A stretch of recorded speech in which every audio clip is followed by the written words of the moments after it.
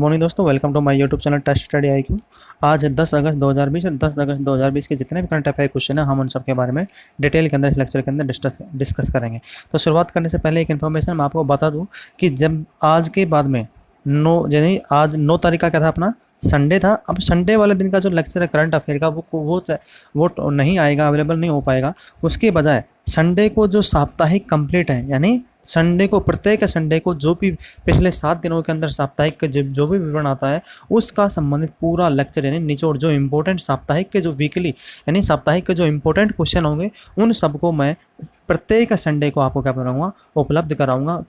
उसके बजाय जो संडे को थोड़ा बहुत क्वेश्चन क्या होता है, कम अवेलेबल हो पाते हैं, कम निकल पाते हैं, इस वजह से संडे वाला जो करंट अफेयर का लेक्चर है वो कर देंगे, उसको कैंसिल करते हैं। उसकी बजाय जो साप्ताहिक है वो इम्पोर्टेंट लेक्चर स्टार्टिंग कर दिया है। अब जैसे 9 तारीख का जो आज का इंपॉर्टेंट क्वेश्चन लेक्चर था वो इस लेक्चर के बाद जल्दी ही कर दूंगा, अपलोड कर दूंगा, तो आप उसको जाकर भी देख सकते हैं। तो शुरुआत करते हैं हमारे पहले क्वेश्चन से। पहला क्वेश्चन है हमारा, नागासाकी दिवस प्रत्येक वर्ष किस दिन मनाया जाता था? तो प्रत्येक वर्ष किस दिन मनाया जाता है? 9 अगस्त को। क्या है? 9 अगस्त को नागासाकी दिवस मनाया जाता है। और इससे पहले 6 अगस्त को क्या था? हिरोशिमा दिवस मनाया था, क्योंकि हिरोशिमा पर 6 अगस्त को क्या था, अमेरिका ने बम फेंका था, और 9 अगस्त को नागासाकी के ऊपर क्या था, बम फेंका था। 1945 को द्वितीय विश्व युद्ध के अंदर अमेरिका ने हिरोशिमा और नागासाकी है उन दोनों के ऊपर क्या था, एटम बम यानी परमाणु बम फेंका था। इन दोनों बमों का नाम क्या था? जो हिरोशिमा यानी 6 अगस्त को जो बम फेंका था उसका नाम क्या था? Little boy. क्या था? लिटिल बॉय उसका नाम था। और जो 9 अगस्त को बम फेंका गया था, क्या था? 9 अगस्त को जो बम फेंका गया था उसका नाम क्या था? Fat man. क्या था? Fat man. देखो, 6 अगस्त को जो बम फेंका था परमाणु बम, उसका नाम था लिटिल बॉय, और जो 9 अगस्त को बम फेंका गया था उसका नाम था फैट मैन। इन दोनों में इसलिए प्रत्येक वर्ष 6 अगस्त को हिरोशिमा दिवस मनाया जाता है और 9 अगस्त को क्या मनाया जाता है?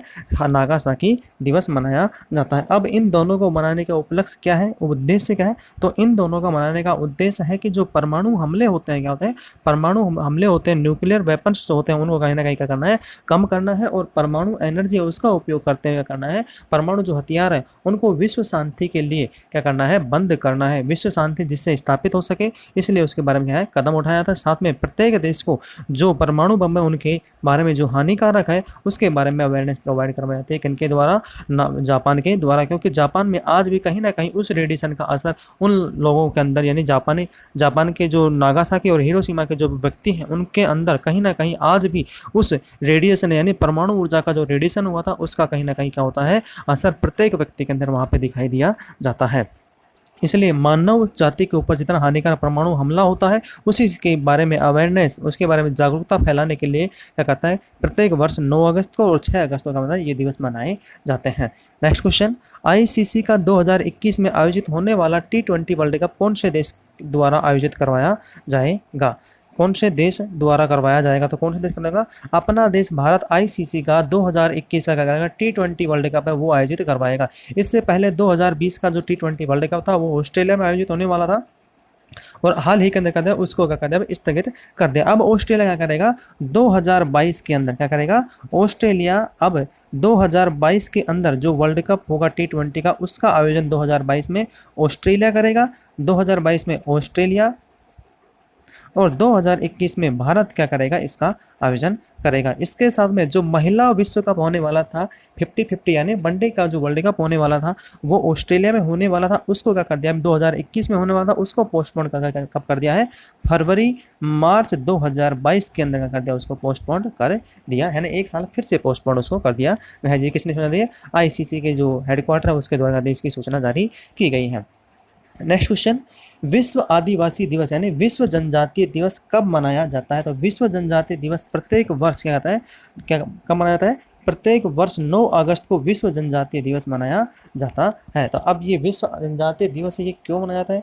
ये क्या कहता है, जो लोकल लोग हैं, क्या है, विश्व आदिवासी दिवस या विश्व जनजातीय दिवस या विश्व जो क्या कहते हैं, जो लोकल लोग होते हैं, क्या होते हैं, जो लोकल लोग होते हैं उनके उपलक्ष्य में यादगार में जो दिवस मनाया जाता है वो होता है विश्व आदिवासी दिवस, यानी 9 अगस्त को ये मनाया जाता है। अंतर्राष्ट्रीय, अब ये है इस दिवस को जो विश्व यानी अंतर्राष्ट्रीय आदिवासी दिवस 2020 है, इसकी थीम क्या है ये ध्यान रखना भाई, जो इसकी थीम है वो क्या है? तो थीम क्या है, अभी जो कोविड-19 है उसके इन्फेक्टेड की वजह से क्या है, कोविड-19 क्या है? कोविड-19 इंडिजिनस, क्या है? इंडिजिनस, कोविड-19 इंडिजिनस पीपुल्स रेसलिंग्स, रेसिलेस, क्या है? रेसिलेंस रखा है। 2020 की जो थीम है क्या है? इंडिजिनस पीपल्स रेसिलेंस रखा गया है। किसके द्वारा? यूनाइटेड नेशन के द्वारा क्या कहता है इसको रखा गया है। और यूनाइटेड नेशन के द्वारा पहली बार क्या कहता है इसको कब मनाया गया था? तो यूनाइटेड नेशन के द्वारा जो पहली बार जो आदिवासी दिवस था वो 1982 में शुरू किया गया था। क्या था? 1982 के अंदर इसका विचार आया था और जब से क्या कहता है इसको बनाना शुरू कर दिया गया था। अब इसका जो मेन उद्देश्य है वो क्या है? इसका मेन उद्देश्य है स्वदेशी लोगों के अधिकारों का संरक्षण और संवर्धन के लिए क्या कहता है उनको संवर्धन के लिए जो देशी लोग हैं उनके अधिकार हैं, उनके जो संरक्षण है उनको क्या करना है? संवर्धन करना है। और इसको जो पहली बार मनाया गया था 1982 में यूनाइटेड नेशन के द्वारा मनाया गया था। अब जो भारत है उसके अंदर जो तमिलनाडु है, क्या है? भारत के अंदर जो तमिलनाडु है उसके जो मानव विज्ञान के जो विशेषज्ञ उनके द्वारा संपूर्ण विश्व के अंदर क्या थी? 500 क्या कहती ऐसी आदिम जो प्रजातियां उनको क्या कहता है खोजा गया था। यानी 500 से अधिक ऐसी जातियों को खोजा गया जिनको क्या संरक्षण की जरूरत है। यानी आदिवासी जो प्रजातियां उनकी पहचान की गई। इसके अलावा दक्षिण भारत के अंदर भी क्या कहता है उन्होंने 6 प्रजातियों को खोजा है जिनकी जीवन शैली का करना है बचाने का मेन उद्देश्य इसके द्वारा रखा गया है। अब इनके अंदर क्या रखा जाता है? किस किस हिसाब से भाई आदिवासी लोग हैं तो उनका किस किस प्रकार से संरक्षण कर सकते हैं? तो इनके लिए क्या करना है? जो असली स्वराज है यानी जो स्वराज है उसके बारे में, आत्मनिर्भरता इनकी जो आत्मनिर्भरता होने की जो रहती है आदिवासी लोग कहते हैं आत्मनिर्भर मैक्सिम क्या रहते हैं उनको राहत और विभिन्न बीमारियों से लड़ने के लिए कहते हैं सहायता प्रोवाइड करवाने का कहता है उनकी खुद की जीवन शैली सहयोग करना होता है। इसके अलावा जो भी आदिवासी लोग हैं वो कहते हैं अपनी जो जीवन शैली उसमें कहीं ना कहीं कहते हैं परंपरागत और जो खान पान है उनकी संस्कृति के क्या कहते हैं मानव मूल्यों के साथ में कोई हस्तक्षेप नहीं करवाना क्या करते हैं वो पसंद नहीं करते। यानी उनकी जीवन के अंदर जिंदगी के अंदर किसी बाहरी लोग का क्या कहते हैं हस्तक्षेप होता है उसको क्या कहते हैं वो बिल्कुल भी पसंद नहीं करते हैं। क्या नहीं करते? पसंद नहीं करते। और जो जैसे बीमारी होती है तो कहते हैं आपने जो तौर तरीके होते हैं आज जो प्राचीन तौर तरीके होते हैं उनके अकॉर्डिंग क्या करते हैं वो इनको लागू करते हैं। और उनसे क्या करते हैं अपना जो खान पान है वो भी क्या करते हैं कहीं ना कहीं जो उनकी संस्कृति है उसके साथ साथ में जो खान पान है उसका क्या करते हैं वो जो पारंपरिक तरीके है उसी प्रकार से कहते हैं वो उनका जीवन यापन करते हैं। नेक्स्ट क्वेश्चन, हाल ही में एयर इंडिया के विमान का कोझिकोड इंटरनेशनल एयरपोर्ट पर दुर्घटनाग्रस्त होने की वजह से किस भारतीय दूतावास ने हेल्पलाइन नंबर जारी किया है? तो अभी जो भारतीय एयर इंडिया का जो विमान था वो कोझिकोड इंटरनेशनल एयरपोर्ट पर दुर्घटनाग्रस्त हो गया था और 2 टुकड़ों के अंदर वो क्या हुआ था?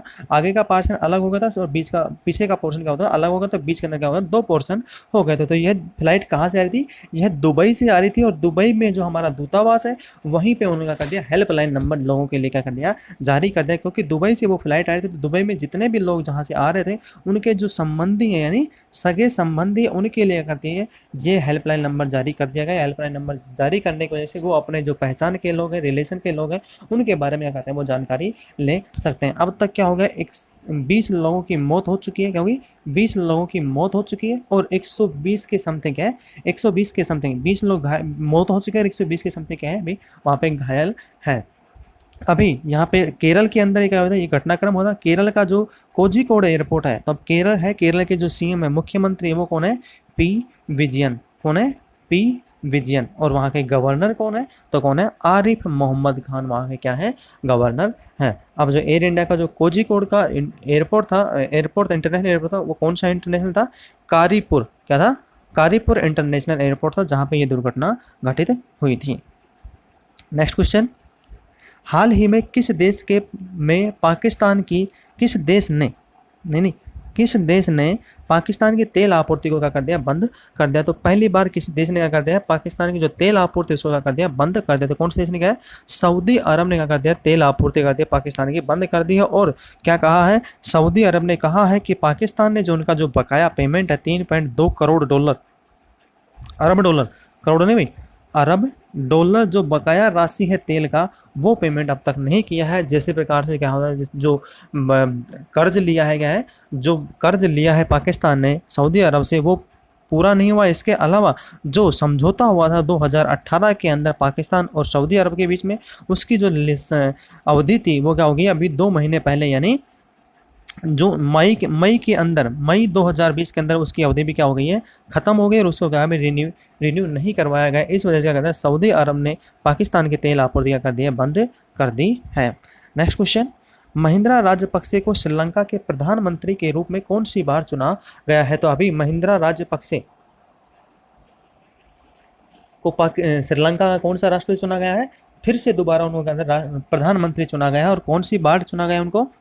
अब की बार वो चौथी बार क्या बनेंगे, श्रीलंका के प्रधानमंत्री बनेंगे। इसके साथ में महिंद्रा राजपक्षे 2 बार क्या रह चुके हैं, श्रीलंका के राष्ट्रपति भी रह चुके हैं, श्रीलंका के राष्ट्रपति भी रह चुके हैं। तो महिंद्रा राजपक्षे को कौन सी बार चुना है? चौथी बार श्रीलंका का प्रधानमंत्री चुना गया है। और ये क्या कर रहे हैं, इन्होंने जो शपथ लिया वो क्या लिया, जो कोलंबो का ऐतिहासिक है, कोलंबो का ऐतिहासिक जो बौद्ध मंदिर है, क्या है, कोलंबो का जो ऐतिहासिक बौद्ध मंदिर में क्या लिया इन्होंने शपथ ले। इनकी शपथ किसने दिलाई है? इनके छोटे भाई, इनके जो छोटे भाई हैं, क्या नाम है उनका? गोताबे राजपक्षे है। गोताबे राजपक्षे वो क्या है कि वहाँ के राष्ट्रपति हैं। तो इनके जो छोटे भाई वहाँ के श्रीलंका के राष्ट्रपति, उन्होंने इनकी शपथ दिलाई है। और महिंद्रा राजपक्षे जो श्रीलंका के 2 बार राष्ट्रपति रह चुके थे, वो कब रहे थे? 2005 से 2015 तक लगातार 10 वर्षों तक क्या थे, वो श्रीलंका के राष्ट्रपति रह चुके हैं, यानी 1 दशक तक। और सबसे ज़्यादा जो नुकसान हुआ है वो किसको हुआ है? रनिल विक्रमसिंघे। क्या है? रनिल विक्रमसिंघे को क्या है वहाँ पे सबसे ज़्यादा नुकसान हुआ है। 1975 के बाद में पहली बार वो क्या हारे, चुनाव हारे हैं। नेक्स्ट क्वेश्चन, किस देश ने पिछले 100 दिनों में, किस देश में पिछले 100 दिनों में कोरोना वायरस का कोई भी मामला सामने नहीं आया? तो हाल ही के अंदर क्या है, न्यूजीलैंड में पिछले 100 दिनों में लास्ट टाइम क्या आए थे, मार्च के अंदर कोरोना वायरस के मामले सामने आए थे। उसके बाद में न्यूजीलैंड में कभी भी कोई भी क्या है मामला सामने नहीं आया, क्योंकि जो न्यूजीलैंड ने जो पॉलिसी अपनाई थी वो क्या थी, न्यूजीलैंड जब भी कोई विदेशी फ्लाइट आती थी देश के अंदर, तो उसको क्या था, बॉर्डर के ऊपर ही क्या था, बॉर्डर के ऊपर ही उन लोगों का था क्वारंटाइन किया जाता था, और वहाँ पे उनकी क्या थी, जांच वगैरह की जाती थी। उसके बाद में यदि जांच में कहीं सही पाया था, उसके बाद देश में क्या थी, उनको एंट्री दी जाती थी, उससे पहले नहीं जाते। इसलिए पिछले 100 दिनों में कोई भी कोरोना वायरस का मामला न्यूजीलैंड के अंदर नहीं पाया गया है। और वहाँ के जो प्रधानमंत्री हैं जेसिंडा आर्डन, क्या है, जेसिंडा आर्डन ने क्या कहते हैं इसकी घोषणा की है। नेक्स्ट क्वेश्चन, हाल ही में किस देश ने 28 मिलियन रुपए के 10 वेंटिलेटर नेपाल को दिए हैं? तो किस देश ने दिए हैं? अपने देश भारत ने क्या किया, अभी 28 मिलियन रुपए का क्या है 10 वेंटिलेटर हैं, वो किसको दिए हैं? नेपाल को दिए हैं। इसमें क्या कहा गया है, इनमें भारत के जो राजदूत है, कहाँ पे, नेपाल के अंदर जो भारतीय राजदूत है मोहन क्वात्रा, क्या है, राजदूत है विनय मोहन क्वात्रा। भारत के जो राजदूत है विनय मोहन क्वात्रा जी नेपाल के अंदर, उन्होंने क्या कहते हैं इसकी घोषणा की, और उन्होंने बताया है कि भारत के द्वारा जो 28 मिलियन रुपए के जो 10 वेंटिलेटर वो किसको सौंपे गए हैं? जो नेपाल के जो सेनाध्यक्ष हैं, क्या है, नेपाल के जो सेनाध्यक्ष हैं पूर्णचंद्र थापा, उनको क्या कहते हैं, ये 10 वेंटिलेटर है वो कैसा है, सौंपे गए हैं। जिससे क्या होगा, अभी जो वेंटिलेटर हो गए हाई क्वालिटी के हैं, इसके अलावा जो लेटेस्ट टेक्नोलॉजी है वो सब क्या है इन वेंटिलेटर के अंदर क्या है लागू की गई है। नेक्स्ट क्वेश्चन, आत्मनिर्भर भारत अभियान के तहत रक्षा मंत्रालय ने कितने रक्षा उपकरणों के आयात पर रोक लगा दी है? तो आत्मनिर्भर भारत अभियान को क्या है प्रगति देने के लिए अभी रक्षा मंत्रालय के द्वारा जो हमारे रक्षा मंत्री हैं श्री राजनाथ सिंह, उनके द्वारा क्या दिया है 101 जो रक्षा उपकरण उनके ऊपर आयात के ऊपर क्या लगा दिए, रोक लगा दी है। उनके बारे में कहा गया है कि अभी 101 जो रक्षा उपकरण है उनमें क्या करेंगे, इन सभी उपकरणों को 2024 तक भारत के अंदर क्या बनाएगा, मैन्युफैक्चरिंग किया जाएगा, और वहीं से क्या करेंगे इनकी आपूर्ति, यानी हमारे देश को क्या है आत्मनिर्भर बनाने के लिए कहते हैं इनका बनाया जाना शुरू किया गया है। इसके साथ में इनकी जो आपूर्ति, जिससे क्या होगा, आर्टिलरी गन हो गई, असोल्ट राइफल होगी, LCHS हो गया, रडार केंद्र हो गए, जो मैक्सिमम जो भी क्या है डिफेंस के जो इक्विपमेंट हैं उनके अलावा क्या है टोटल जो 101 इक्विपमेंट की जो लिस्ट है वो जारी की गई। और इन सभी को क्या देगा, अब विदेशों से नहीं खरीदा जाएगा, इनको मैन्युफैक्चरिंग कहाँ किया जाएगा, अपने देश भारत के अंदर क्या जाएगा, मैन्युफैक्चरिंग किया जाएगा। और यह अभियान किसके अंतर्गत किया गया है, यह अभियान भारत के जो आत्मनिर्भर अभियान है उसके अंतर्गत क्या है इसको शुरुआत की गई है। नेक्स्ट क्वेश्चन, अंडमान निकोबार द्वीप समूह को भारत की मुख्य भूमि में चेन्नई से जोड़ने आधुनिक समुद्री दूरसंचार केबल प्रणाली का शुभारंभ किसके द्वारा किया जाएगा? तो किसके द्वारा किया जाएगा, हाँ नरेंद्र मोदी, यानी हमारे प्रधानमंत्री नरेंद्र मोदी के द्वारा आज के दिन यानी 10 अगस्त को क्या किया जाएगा, इसका शुभारंभ किया जाएगा। अब यह जो योजना शुरू की गई इसके अंतर्गत क्या होगा, जो चेन्नई से लेकर अंडमान निकोबार द्वीप समूह की जितनी दूरी है, क्या है, चेन्नई से लेकर अंडमान निकोबार द्वीप की समूह की जितनी दूरी यानी 2300 किलोमीटर की जो दूरी है, इसके अंदर क्या हो जाएगा, केबल की जो लाइनें हैं वो समुद्र के नीचे से क्या बिछाई जाएंगी और इसकी जो लागत आएगी वो कितनी आई है, 1224 करोड़ रुपए की आई इसकी लागत आई, यानी खर्च हुई है इस परियोजना के अंतर्गत। अब इसमें जो स्पीड आएगी, वो नेट की जो स्पीड आएगी वो कितनी आएगी, 2 × 200 GBps यानी गीगाबिट पर सेकंड जो स्पीड आएगी वो आप क्या हुई वहाँ पे बिना कोई रुकावट के वहाँ पे क्या होगा, इंटरनेट का एक्सेस किया जा सकता है। अब इसकी शुरुआत किसके द्वारा की गई, हमारे प्रधानमंत्री नरेंद्र मोदी जी के द्वारा आज ही के दिन इसका शुरुआत की जाएगी। अब इसको जो लगा रही है, यानी जो इसको जो ऑर्गेनाइज कर रही है, यानी इस जो लाइन को लगाने का काम कर रही है वो कौन कर रही है, भारत संचार निगम लिमिटेड यानी इंडिया की जो गवर्नमेंट कंपनी है BSNL, वो क्या कर रही है, इसको लगाने का काम कर रही है। नेक्स्ट क्वेश्चन, हाल ही में किस देश ने अपने देश में शहीद हुए भारत के सैनिकों की स्मृति के लिए स्मारक बनाएगा? तो कौन सा देश है जो भारत के जो सैनिक उस देश में शहीद हुए थे उनके लिए क्या स्मारक बनाएगा? तो बांग्लादेश क्या करेगा, 1971 की लड़ाई के अंदर जो बांग्लादेश आज़ादी के अंदर भारत के जो सैनिक शहीद हुए थे उनकी यादगार में उनकी यादों को संजोए रखने के उपलक्ष्य में क्या करेगा, बांग्लादेश के अंदर क्या बनाएगा, एक स्मारक भवन, सैनिक स्मारक भवन, स्मृति भवन बनाया जाएगा। इसकी घोषणा किसने की, बांग्लादेश के जो प्रधानमंत्री, राष्ट्रपति, बांग्लादेश के जो मुख्यमंत्री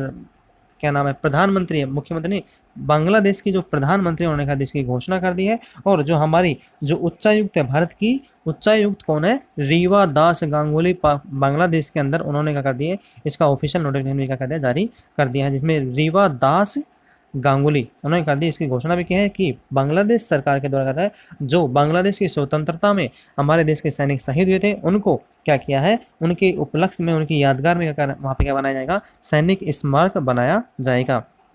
नेक्स्ट क्वेश्चन,